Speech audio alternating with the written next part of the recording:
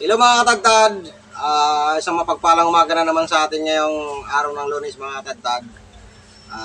Welcome na naman to my channel. Andito na naman inyong Kuya Dudoy sa Katagtad TV channel. Ngayon mga katagtad ay magtitinda na naman tayo mga katagtad. Ngayon, ang ibabahagi ko na naman sa inyo mga katagtad, ipapakita ko na naman sa inyo kung paano mag-slice ng pork chop pantinda mga katagtad. Ayan. Marami namang proseso ang pag-i-slice ng pork chop. Depende sa customer kung anong gusto, maninipisan. Pero ang ipapakita ko sa inyo mga katagtad ay yung hiwang pang display or pang tinda mga katagtad. Ay mga katagtad, dito pala sa tagiliran ko yung live ko mga katagtad. Kaya mga katagtad, pag-i-slice na tayo. Samahan nyo naman ako sa araw na ito, araw ng Lunes. Tara!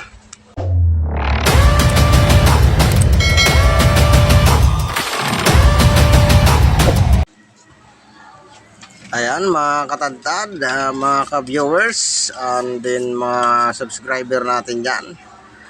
Ngayon kung bago ka pa lang sa aking channel, ay huwag kalimutan na i-subscribe and follow and share na rin mga katagtad. Ngayon ang ibabahagi ko na naman sa inyo, ang ipapakita ko sa inyo mga katagtad ay paghihiwa ng pork chop or pag-i-slice ng ating pan-display or panindang pork chop mga katagtad. Ganito lang ako maghiwa ng ating pantindang pork chop mga katagtad. Ayan. Unang-una talaga dyan mga katagtad, medyo buwaghag pa yung ating pork chop dyan kasi gawa na yan yung nagdudugtong sa ating kasim. Kaya medyo nakaangat pa yung balat ng pork chop natin dyan. Ganyan lang kadali mga katagtad ang pag-slice ng pork chop. Ayan. Pero kung baguhan ka pa lang mga katagtad ay talagang medyo mahirap. Pero tagalan mga katagtad, hindi naman ganong ay makukuha mo rin ang kung paano ang technique ng pag-iwan ng pork chop. Ayan mga katagtad. Ngayon kung bago ka lang sa aking YouTube channel, dito sa ating channel Katagtad TV, ako pala ang inyong Kuya Dudoy, isang tindero or chopper dito sa palengke, sa meat shop. Ay nagbabahagi ng aking kunting kaalaman tungkol sa pag-i-slice ng pork chop at sa pagkakalas na rin ng baboy ng paninda mga katagtad. Ito namang mga pinapakita ko sa inyo ay kung paano ang estilo ng pagkalas, paghiwa or pag i-slice ng limpo. Ayan. Mga katagtad, ang pinapakita ko naman dito sa inyo mga katagtad ay yung slice ng aming nakasanayan ng slice dito na tungkol sa paninda. Ayan. Mga katagtad, sana may naitulong na naman ito sa inyong pinakita ko kung paano mag-slice ng pork chop. Ayan. Para sa mga baguhang magkakatay dyan o magtitinda ng baboy, ito sana may nakuha kayong kunting kalaman dito sa pag-i-slice ng pork chop.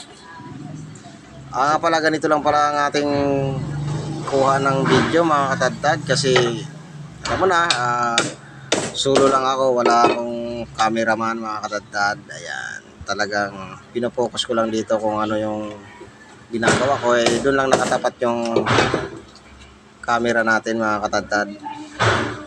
Kaya mga katagtad, sundan nyo lang ito hanggang dulo nang makakuha kayo ng konting kalaman tungkol sa pag-i-slice ng pork chop.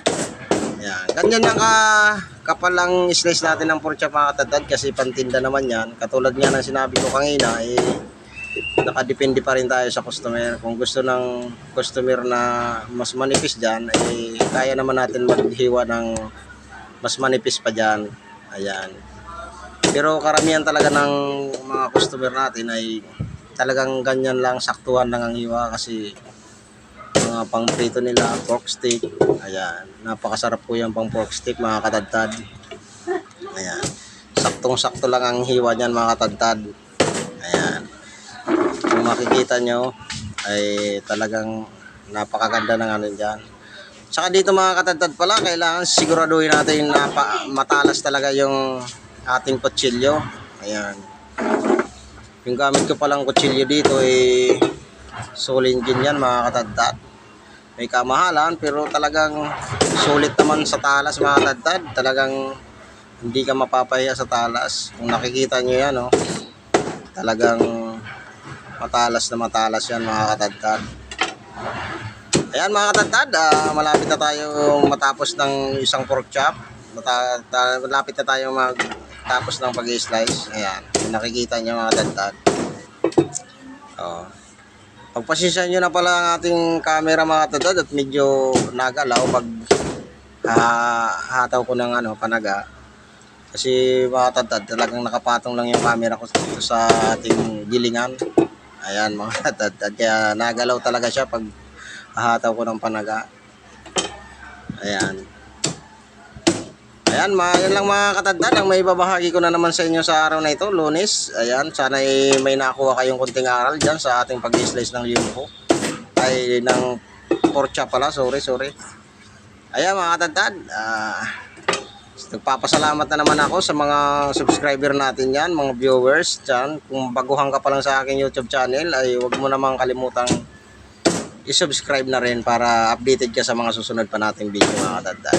Ayan, nagpapasalamat ako sa inyong lahat, sa mga yan, shoutout na lang sa inyo mga katadtad. Yan na lang muna ang masasabi ko sa na ito kasi alam mo na, baguhan pa lang din tayo dito sa ating YouTube channel. Kasi kaya tayo ng YouTube channel, gusto ko lang naman ibahagi sa inyo ang aking kunting kaalaman tungkol sa pagtitinda ng baboy.